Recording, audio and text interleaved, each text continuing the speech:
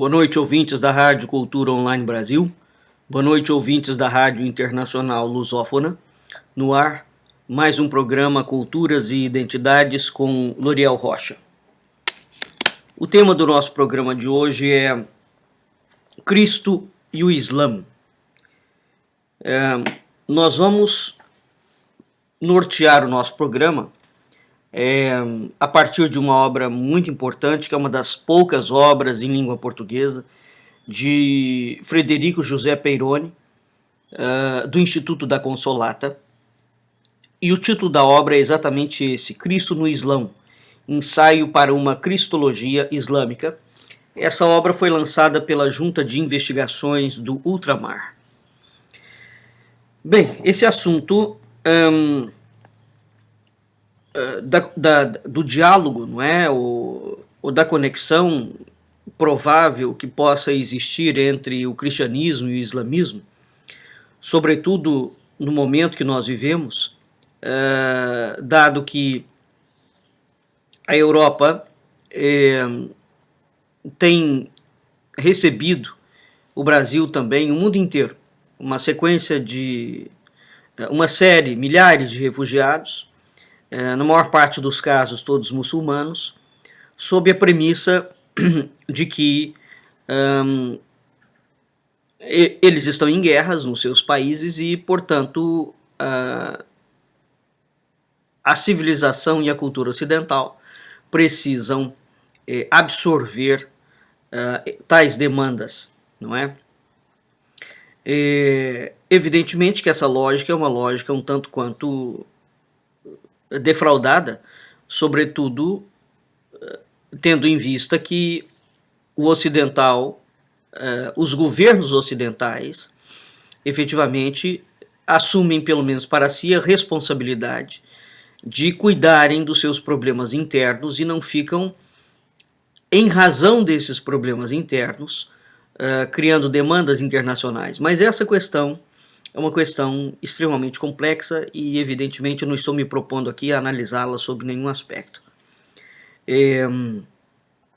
O que fica é sempre aquela dúvida, sobretudo quando nós temos um documento lançado desde 2008 na comunidade europeia chamado Euro-Islam, não?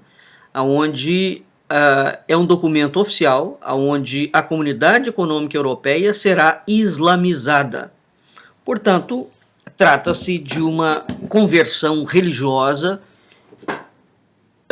dentro de uma escala internacional, não é? E a partir do momento que todos os acordos e os tratados vão sendo tecidos a respeito disso, e sem nenhuma possibilidade de que tal coisa seja minimamente questionada por vários governos ocidentais, a coisa fica muito complicada. Mas o nosso interesse aqui hoje é verificar mais ou menos o início desse processo do surgimento do mundo islâmico, não é?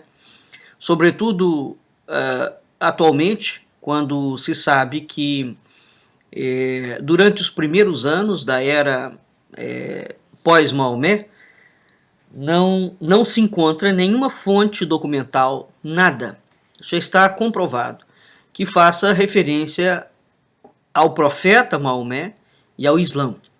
Evidentemente que esse estudo de fontes críticas ocidentais não entram no menor questionamento em relação ao Islã, quer dizer, ele não leva isso em consideração, não é? Mas que os estudos existem e eles são realmente bastante contundentes. Bem, vamos ver aquilo que se chama Arábia e como é que, se der tempo, veremos como é que o cristianismo penetrou na Arábia, né, no Islã. Ora, a primeira questão é em que tempo começou a ser habitado o Planalto Arábico, não é? Então, há vestígios humanos que vão remontar à época anterior ao dilúvio. E continua, evidentemente, tendo vida humana mesmo depois do dilúvio, já que as condições climáticas, e isso pode ser perfeitamente atestado pelos cursos de água até hoje, né? cursos secos, evidentemente, já que os cursos de água deviam ser muito mais favoráveis do que na época histórica, né? Esse elemento geográfico explica, em parte, a violenta eclosão de fenômenos religiosos, que vão ter a bacia do Mediterrâneo, ou perto do Mediterrâneo, vão ter o berço daquela bacia dos países do Oriente Médio, que estão debruçados sobre o Mediterrâneo. Veja, nós tivemos civilizações pujantíssimas ali, não é?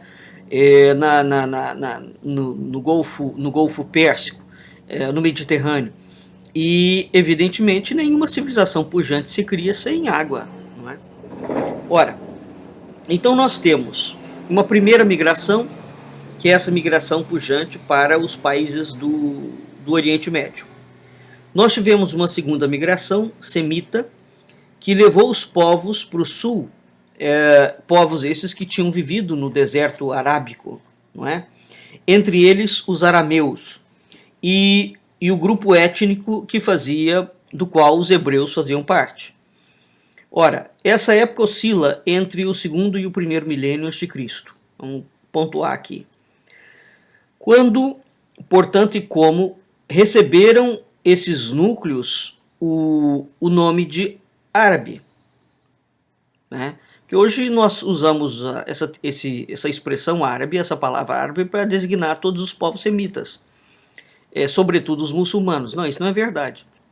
Essa designação é uma designação recente. Agora, não é possível precisar, né? O que se sabe é que, de certa forma, essa questão entre o segundo e o primeiro milênio antes de Cristo, até então essa terminologia não estava definida, não é? Então, o nome de Arábia tem uma formação muito recente.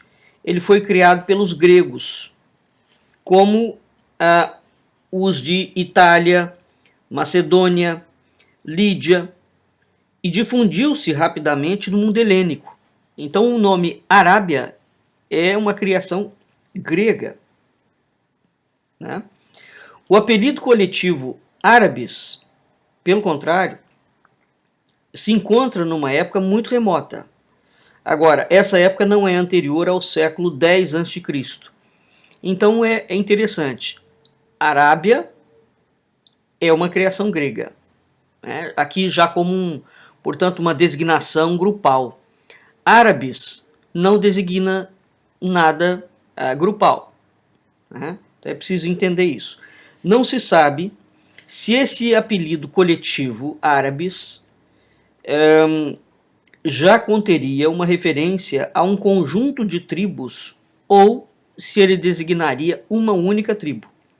É preciso lembrar que os povos semitas, tradicionalmente, são estruturas tribais, não é? E portanto, esse tipo de organização diverge completamente da organização a qual nós estamos acostumados hoje, né? Ora, já na época islâmica, os filólogos muçulmanos tentaram explicar a etimologia dos árabes de diferentes maneiras. Então veja que até entre os árabes, essa etimologia é ainda imprecisa, portanto é objeto de debates. Árabe seria um nômade. No hebreu, Arab designa estepe, ou ainda do hebreu, Erab, significa mescla de povos, não é? Não se sabe, isso está em aberto. As notícias mais certas, mais antigas, existem na Bíblia. No Gênesis, capítulo 10, 26 e 29, nós encontramos a chamada Tábua dos Povos, na qual se enumeram os filhos de Iocotão, né? Que é o filho de Eber e é filho de Sem. Entre os nomes apontados, existem alguns deles que se pode identificar com regiões da Arábia Meridional, né? Como Adramaute e Seba. Ainda no Gênesis, capítulo 25, nós vamos encontrar duas genealogias de gentes árabes. entre aspas. A primeira é a dos filhos de Ismael, filho de Abraão, filho de Heber e de Agar, entre os quais os nomes de Nebaiot, Quedar, Dumat, Massá e Timat são facilmente identificáveis como gentes e localidades conhecidas por outras fontes.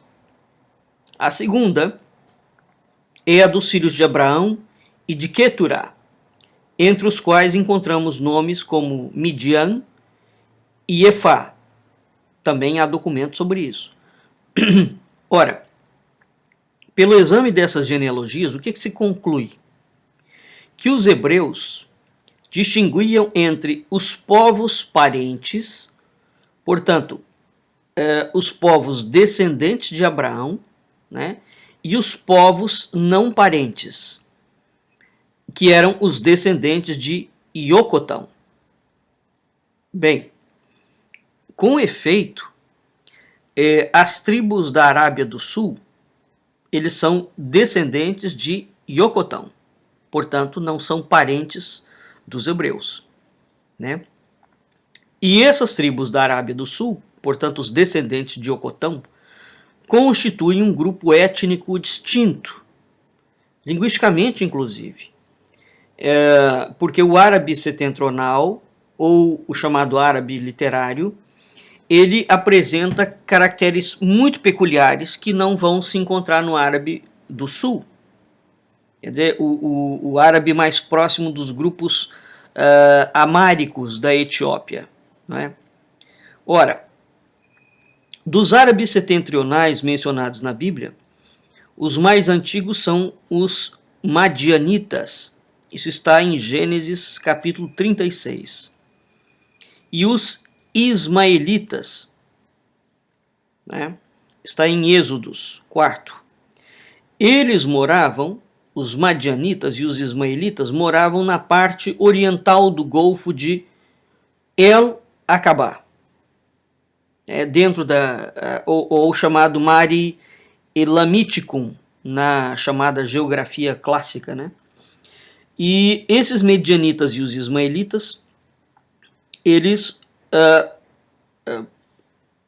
moravam, portanto, na parte desse golfo, e eles vão se estender para o norte, onde pode haver alguma confusão, eles vão se confundir, ou eles vão se mesclar com os hebreus. A narração bíblica atribui a eles a rádzia. Né? O que é a rádzia? E o comércio com as caravanas. Veja, então as caravanas são feitas por outros povos, não é? Os madianitas e os ismaelitas vão comerciar, são comerciantes, portanto, com esses tropeiros, esses caravaneiros. Bem, há notícias de filhos de Ismael, especificamente Nebaiot e Quedar, que fazem serviço de caravana entre Dedã e Tema. Então, depois nós já temos uma penetração desses ismaelitas ou dos madianitas fazendo comércio, não só levando o comércio, né? Não só fazendo trocas. Ora, os anais do rei da Síria, a partir de Salmanasar II até Assurbanipal, isso vai até 668, eles mencionam expedições punitivas contra os Ariba ou os Arabu e afirmam que receberam documentos tributos desses. Portanto, os reis da Síria, se recebem tributos dos Arabu, significa que os árabes estão sob o domínio assírio, não é? O mais antigo desses documentos fala do rei Judubu, que tinha 1000 camelos, e ele foi guerrear contra Salmanasar II. Entre as expedições, a mais importante foi a expedição de Assurbanipal, entre os anos 641 e 638. Essa expedição foi para o deserto, né, nas zonas desérticas que confinam com a Síria, né, fazem divisa ali com a Síria. E os rebeldes árabes, portanto, foram derrotados. Abaixo o relevo do episódio em que se vê cavalos árabes, em que se vê, desculpe, árabes a cavalo, e queimando as tendas depois da derrota. Né? Isso são as representações pictóricas mais antigas dos árabes. Né? Ora, o conjunto dos documentos assírios, então é curioso isso, porque geralmente o leigo tem uma confusão medonha e acha que a Assíria e a Babilônia eram árabes. Não. O conjunto dos documentos assírios torna muito fácil a identificação de localidades e dessas pessoas que são, essas tribos que são mencionadas na Bíblia. Né? Uma outra fonte de estudo é a onomástica local, em que figuram nomes de divindades semíticas, como o Il-Atar, que é o Deus Supremo do panteão da Arábia Meridional. Isso demonstra que existia uma relação não apenas de nomes entre a divindade árabe e Astarte, que é a divindade feminina dos semitas setentrionais. É preciso entender que esses povos, na sua origem, digamos assim, são pagãos, não são monoteístas. Ora, e a Bíblia fornece notícias acerca dos árabes antigos também, de certa forma, resumidos nas seguintes passagens. Em Jeremias, as tribos dos Quedar são vencidas por Nabucodonosor. Em Ezequiel e Isaías, nós temos os íncolas do deserto, onde eles dedicam-se ao comércio de gado, no sistema primitivo de troca de mercadorias. E eles vão se dedicar também ao comércio de pedras preciosas e de ouro, sobretudo com a cidade de Tiro. Né? Vamos lembrar que existe uma lenda muito grande em cima de Tiro, não é? E sobretudo o fato de Irã, o rei de Tiro, ser aquele homem que vai construir o templo de Salomão. Bem, um dos costumes tribais dessas tribos é o de cortar o cabelo acima das fontes. Isso está em Jeremias. Né? Portanto, uma outra parte está eles guerreiam constantemente com edomitas e moabitas. Os edomitas e os moabitas faziam essas guerras perto da Judéia. Tá? E nós temos em Neemias a ideia de que eles representam um obstáculo à comunidade judaica depois do exílio, mas só depois do exílio. Então essas coisas todas não são matérias dispiciendas, não é? É preciso ter realmente uma cautela no sentido desses estudos. Ora, o conhecimento dos árabes antigos vai chegar ao mundo grego através dos persas. Ésquilo, por exemplo, vai citar entre os chefes do exército de Xerxes uns magos árabos.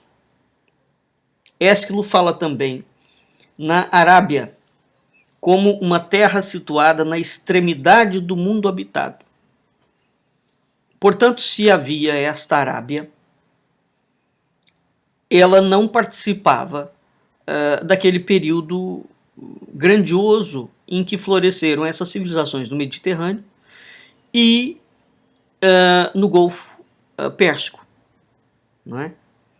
Heródoto, quando ele se refere à Arábia, ele afirma: é a terra extrema, habitada para o sul, e relata os elementos, verídicos ou não, que ele colheu durante as suas viagens ao Oriente. Heródoto fez uma peregrinação grande. Ele relata, por exemplo, a lenda da Fênix, que é uma lenda da reencarnação, não é? da possibilidade da reencarnação.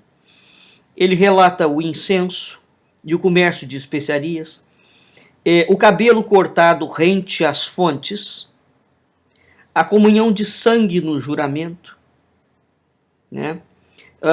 Ele conhece a divindade suprema, chamado Aliat, aonde ele faz uma identificação com Dioniso, ou com Afrodite Urânia. É interessante esses relatos, não é, de Heródoto. Ele afirma também que existe um intercâmbio entre os árabes e os persas. Portanto, não era o mesmo povo, né? E os persas recebem uma contribuição de 1000 talentos de incenso. Portanto, os árabes estavam sob domínio persa.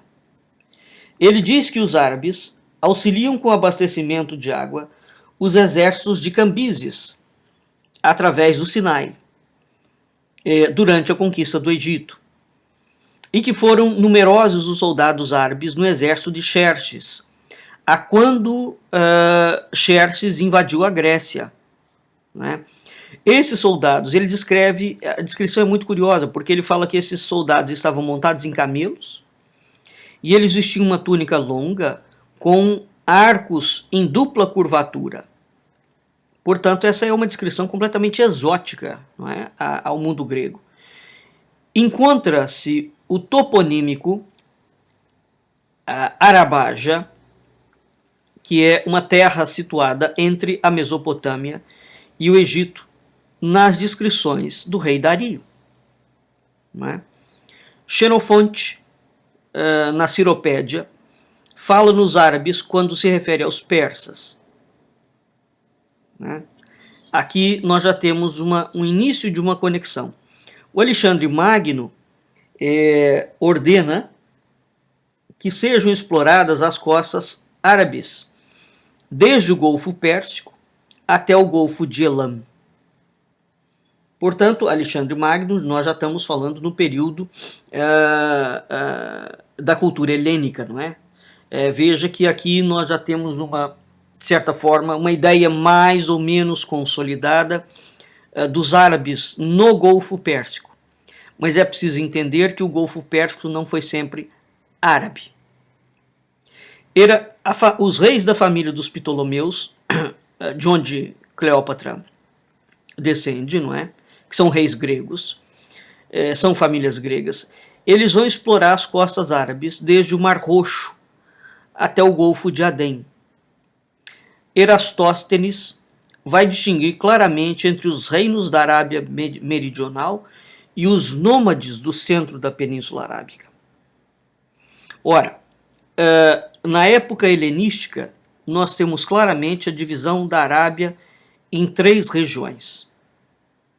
Existe a Arábia Petréia. Ela está ao norte do Mar Roxo e ao sul da Palestina. Existe a Arábia Deserta. Ela está ao centro e ao leste da Arábia, que é hoje a Arábia Saudita. E existe a Arábia Feliz, que está ao sul da Península Arábica. Né? Essa região, Camões já se queixava do nome, não é? Porque o nome introduzido é feliz por antífrase infelice. Então essa região teve o apelido por causa, esse nome feliz, Arábia Feliz, por causa das palavras interpretadas ao sabor do acaso. Ora, na verdade, o étimo árabe, Yaman, tanto quer significar o lado direito, portanto meridional, como feliz.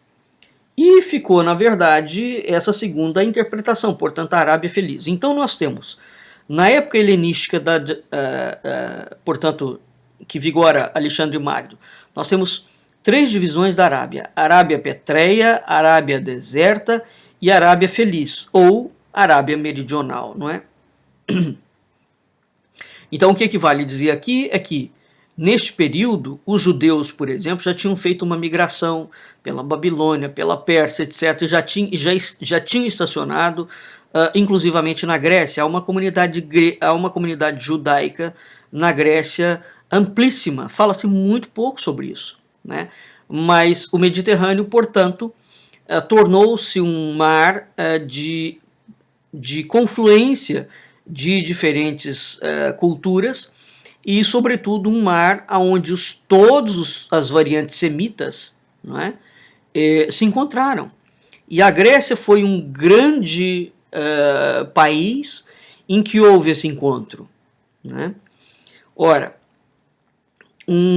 há um movimento centrífugo de tribos da Arábia Deserta, que é aquela Arábia que é hoje a Arábia Saudita, não é?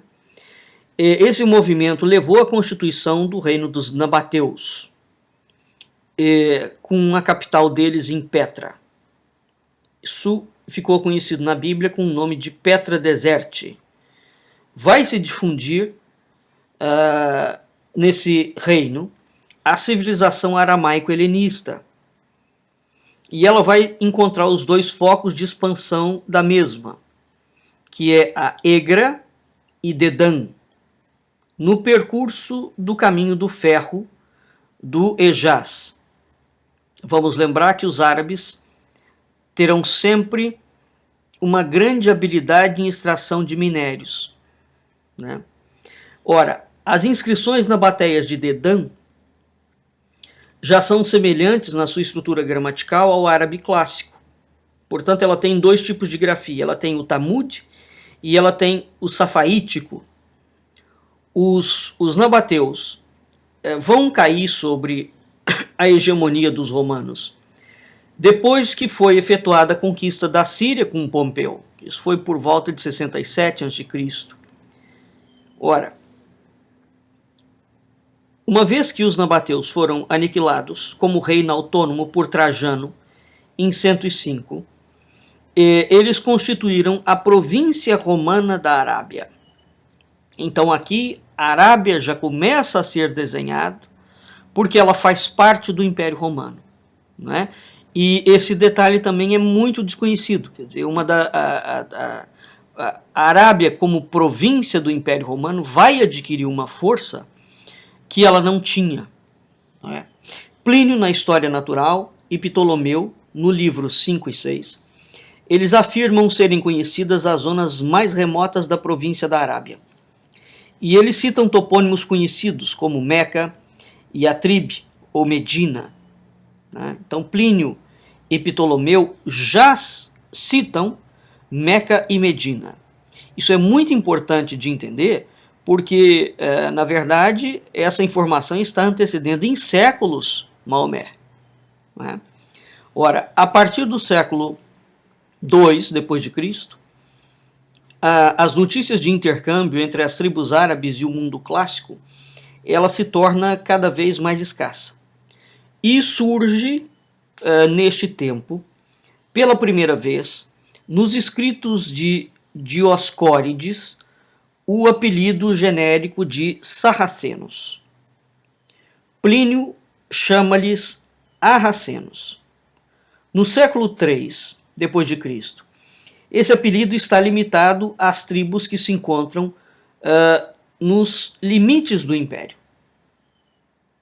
Portanto, Bizâncio, mais tarde, vai vulgarizar o apelido de sarraceno e vai lhe dar uma extensão geográfica que ele não tinha. Bem, vai se discutir muito sobre o étimo, né? Ele parece derivado do apelido étnico de uma tribo, a de El-Saqqara, que vivia nas encostas do Monte Sinai. Bem, Vamos lembrar que uma das pirâmides do Egito é a pirâmide de Saqqara. Outrora, derivar o termo de Saqqara, que significa roubar, né? Ou de Ibn Sarai, que são os filhos de Sara.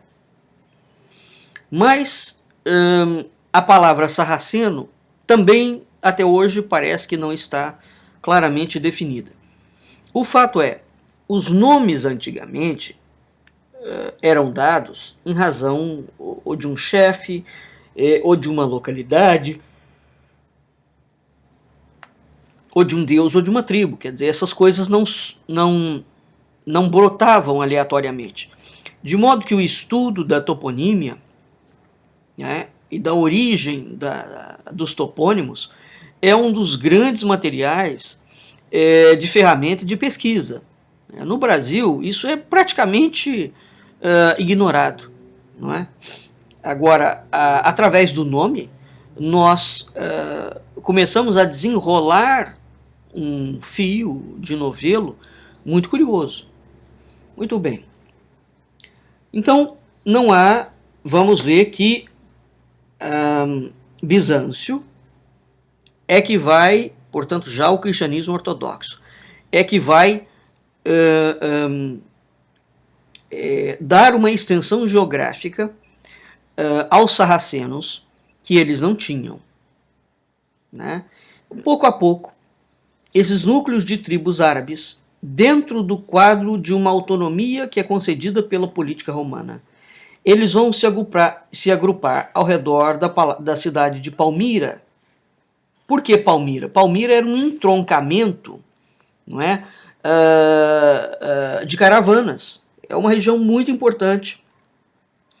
Então, são conhecidos os nomes da rainha Zenóbia, de Odenatos, de Uabalatos, para citar alguns poucos exemplos. As mulheres tinham uma importância curiosa naquelas tribos antigamente, né?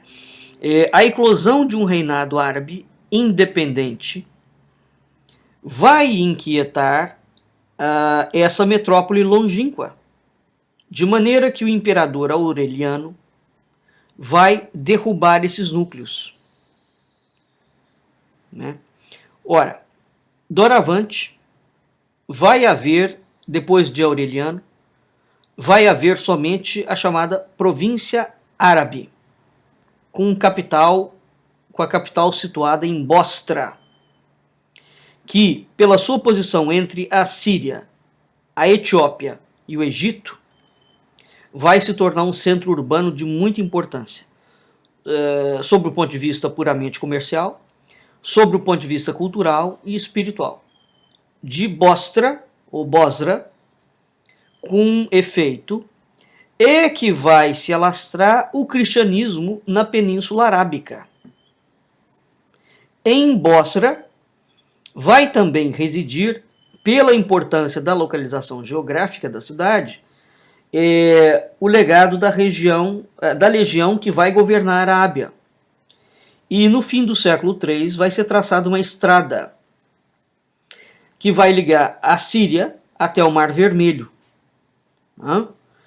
O Império Romano era todo cortado por estradas, todo. Aliás, isso foi um dos grandes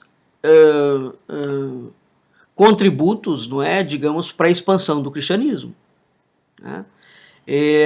Porque essas veias abertas por onde tinham o império, nos seus confins, tudo estava lá, não é? Bem, ora, então é curioso nós termos essa ideia do entroncamento, sobretudo a cidade, essa capital, Bosra, ela faz uma posição entre a Síria, a Etiópia e o Egito, não é? Vamos lembrar que vai ficar como legado posteriormente exatamente sobre a igreja síria, cristã, etíope, desculpe, a igreja etíope, vai recair sobre a igreja etíope a ideia de que eles guardam a Arca da Aliança, né? Os cristãos coptas da Etiópia serão famosíssimos inclusivamente o rei português mandará buscar notícias do preste João na Etiópia. Né? Bem, então é muito interessante saber, portanto, que Bósra, entre a Síria, cuja posição entre a Síria, a Etiópia e o Egito, é que vai se alastrar o cristianismo na Península Ibérica. Né? Bom,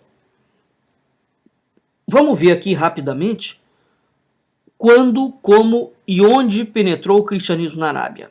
Vamos iniciar essa discussão aqui. É muito difícil saber isso ao certo. Bósra é uma cidade importante nessa disseminação, tá? Porque as documentações a esse respeito, quer dizer, nós podemos ter documentos ocidentais, evidentemente, agora os documentos orientais, sobretudo os documentos que estão de posse dos muçulmanos, eles não liberam. Né? Então, qualquer tipo de investigação a esse respeito torna-se extremamente dificultosa. Bem, então, o ocidental tem que lidar com a documentação que ele tem. Essa é a razão pela qual a cada pesquisa arqueológica os dados vão sendo refeitos, né? Porque evidentemente o Ocidente não pode ter todos os dados, sobretudo porque aqueles dados não pertencem à sua trajetória, né? Ora, apesar dessa dificuldade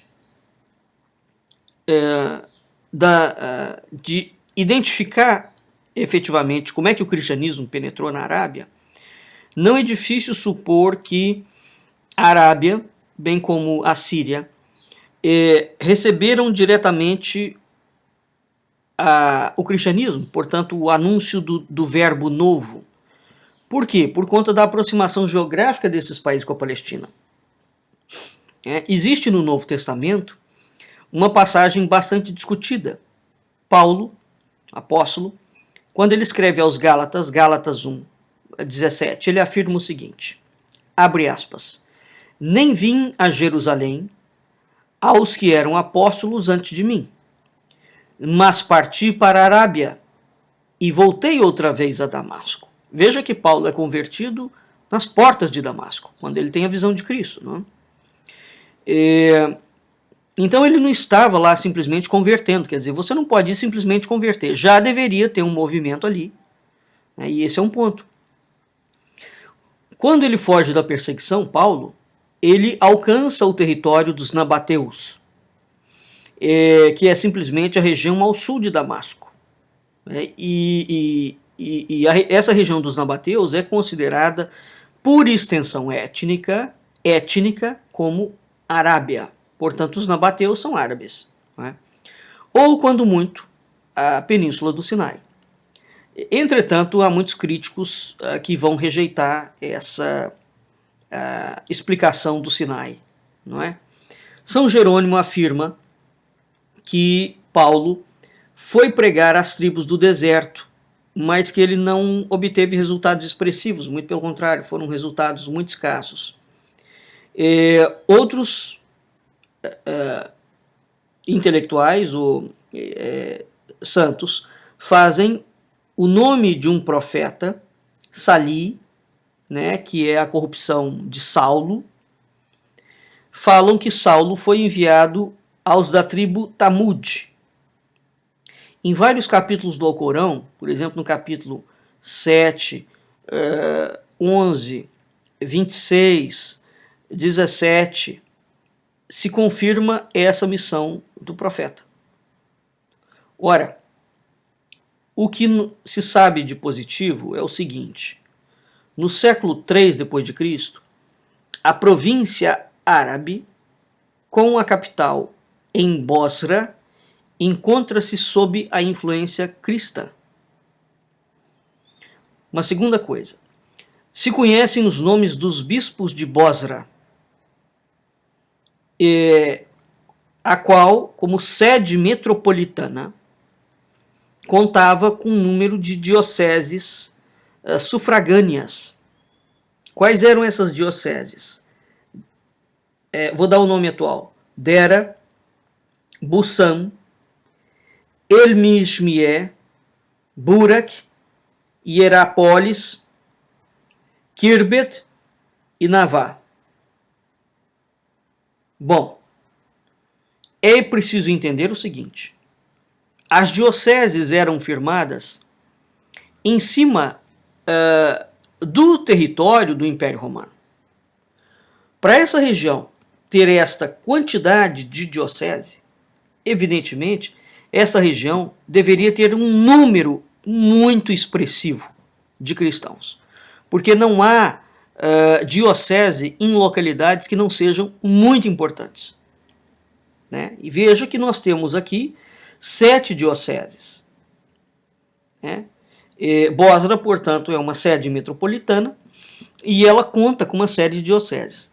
Existiam edifícios religiosos cristãos anteriores ao século IV, como, por exemplo, o de Odru, que está a leste de Petra, e o de Umin-er-Rezas, que está nos arredores de Kerak.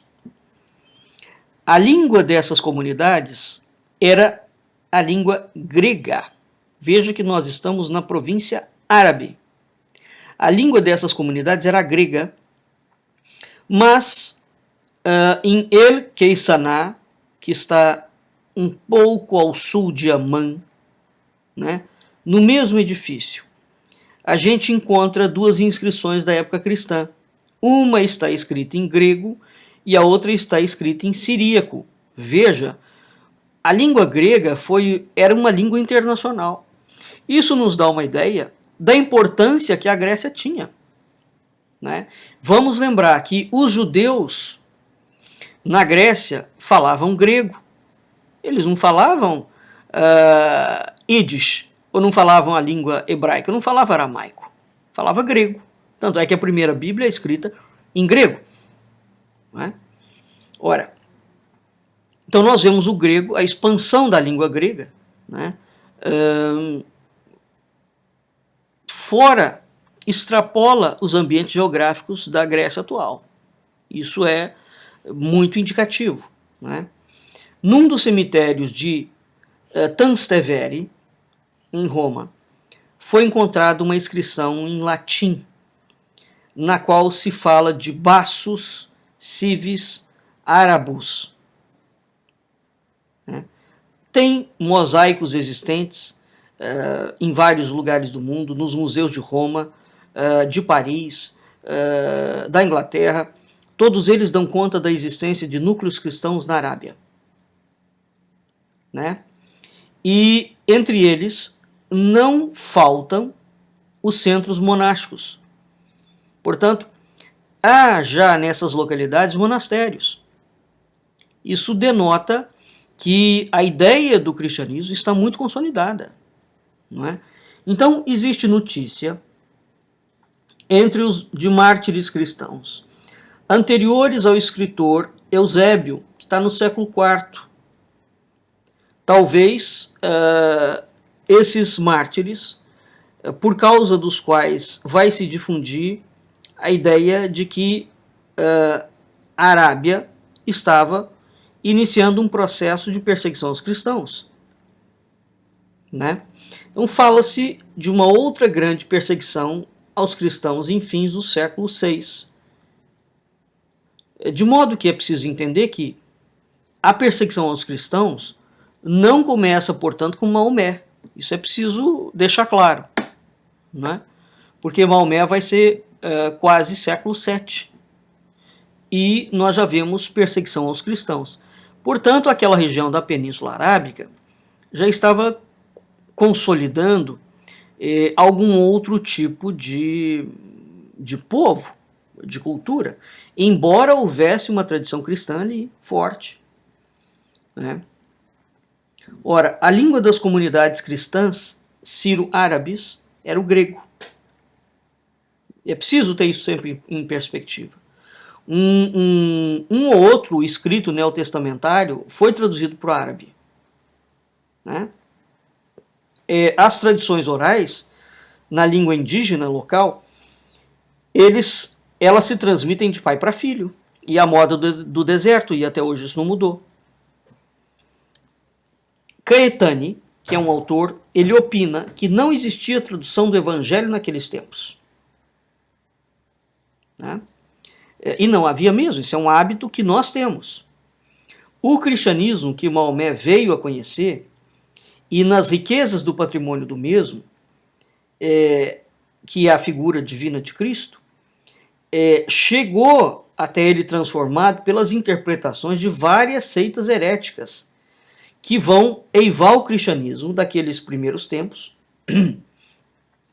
e que fizeram conhecer a Arábia como sendo a mãe das heresias. Eles existem em relação ao cristianismo, porque vamos lembrar que esses povos eram pagãos. Essa é também uma perspectiva que nós temos que ter. Então, aos poucos, a história da Arábia cristã vai se tornando mais clara, graças a essa documentação essa que ficou para nós como herança das fontes grego-latinas, ciro-árabes e nestorianas, do cristianismo nestoriano, que é uma heresia, mas é uma fonte importantíssima. Além dos núcleos populacionais urbanos, que vão se agrupar ao redor da capital Bosra, a província da Arábia era constituída pelos beduínos do deserto. Igual hoje, exatamente igual hoje, eles não têm residência fixa. Né? E eles viviam sob tendas de pelo de camelo e vão se alimentar com os frutos do deserto, que são escassíssimos. Né? Esses árabes, reunidos em tribos mais ou menos homogêneas, portanto, esses árabes nômades, né? Entre essas tribos, a dos Tanukli, dos Ibak, dos Tagbali, dos Banu Kalb, dos Banu Hanifá, são tribos violentíssimas, guerreiras. Claro, eles vivem no deserto, né? E eles espalham um terror por onde passam, além fronteiras. E mesmo dentro dos limites do Império Romano. Ora, São Jerônimo, por exemplo, é testemunha de uma dessas rázias, que é uma guerra, né? E descreve para nós a forma como os beduínos assaltavam as cristandades e a forma como eles assaltavam os próprios mosteiros cristãos da Palestina. Ora, o apelido que esses nômades, esses árabes nômades tinham, eles eram chamados de árabes esquenitas, isto é, os árabes moradores sob as tendas. A política romana, que naquela altura estava, portanto, posicionada em Bizâncio, já era o Império Romano do Oriente, vai se aproveitar desses salteadores do deserto, né? Vai trazê-los para os seus exércitos e escolhe entre eles determinados indivíduos com capacidade de comando e entregou a esses sheiks a autoridade imediata, subordinada à do imperador ou o representante do imperador. Então, as notícias mais antigas dessas filiarquias cristãs, né, filiarcos era o nome dos sheiks indígenas, né?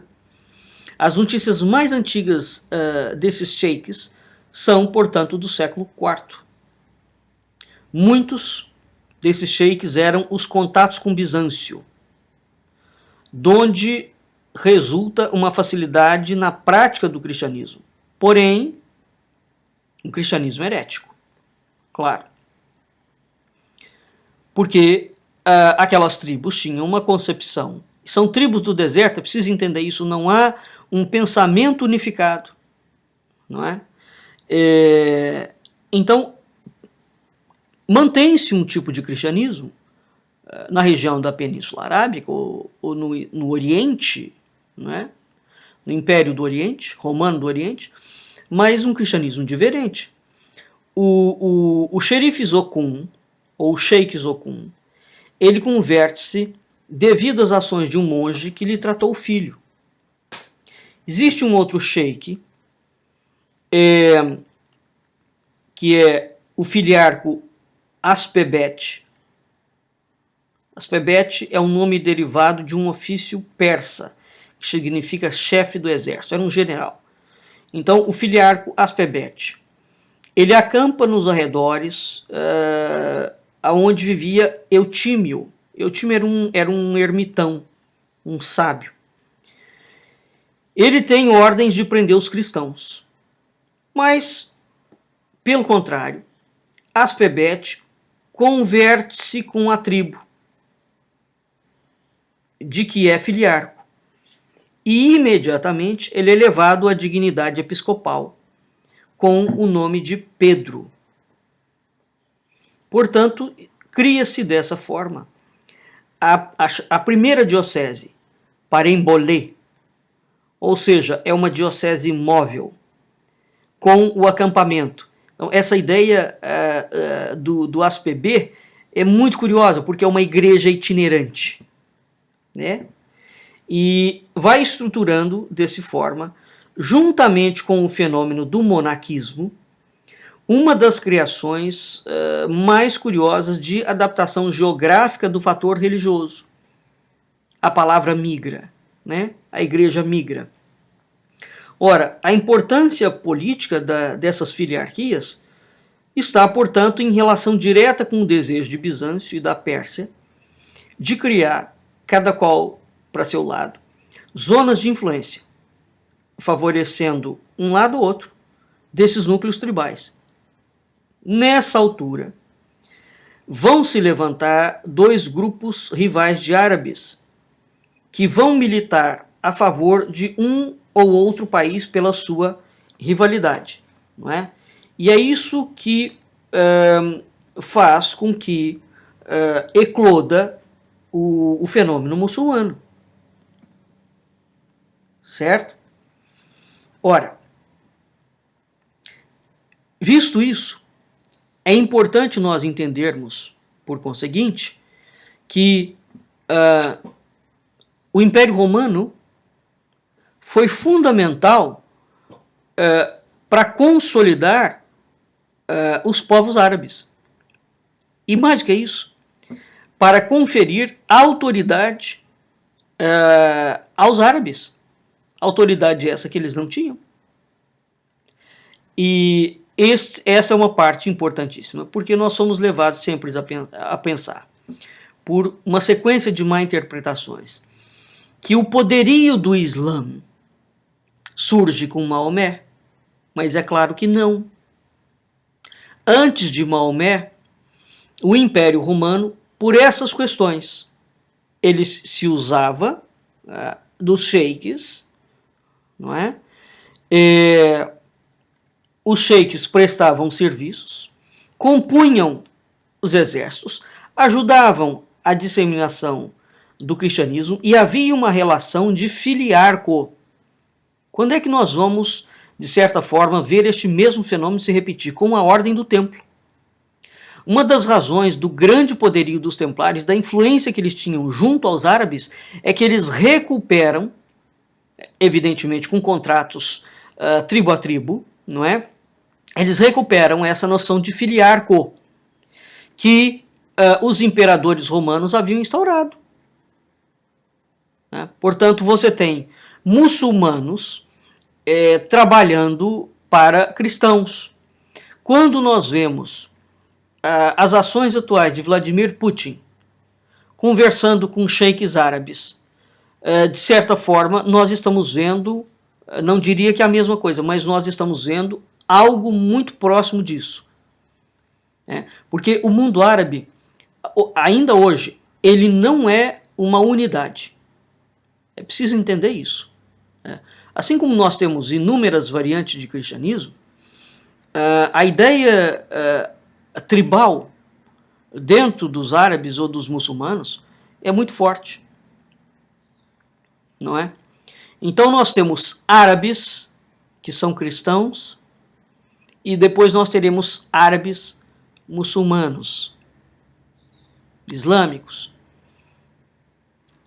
E nós, assim como nós podemos ter outros povos que não são árabes, não é? E que são muçulmanos, como os indianos, por exemplo, como a Tailândia. Né? Bem, eu creio que por esse pequeno essa pequena introdução deu para dar uma ideia aqui a vocês, que foi ideia realmente uma pequena noção de como vai se desenhar essa estrutura árabe, né, anterior a Maomé. E esse é um ponto muito fundamental para nós percebermos que as grandes distorções que são ditas, né, e ao mesmo tempo uma importância excessiva que é dada à figura de Maomé no sentido da organização de um império, né, e da força desse império. Não, ele já estava sendo treinado, né, e evidentemente que os árabes, como comerciantes e hábeis negociadores e guerreiros, saberão aproveitar com toda certeza. Veja que nós vamos ter posteriormente o Império Romano cria a província arábica, que é cristã. Depois, nós vemos, tempos depois, os próprios árabes já perseguindo cristãos dentro da província arábica. Não é? Então nós vamos vendo um movimento inverso, quer dizer, eles vão, ao mesmo tempo que o Império Romano entra naqueles confins e utiliza o serviço dessas tribos, essas tribos depois passam a utilizar da estrutura administrativa deixada pelo Império Romano. E aqui é que entra uma grande questão que nós temos que ter em perspectiva, né? Bem, nós vamos continuar esse assunto mais para frente, para trazer um pouco mais de clareza sobre a temática do Cristo no Islã. Vamos ficando por aqui. Até a semana que vem. Um abraço. Boa noite, ouvintes da Rádio Cultura Online Brasil. Boa noite, ouvintes da Rádio Internacional Lusófona. Fique em seguida com a nossa programação. Até a semana que vem.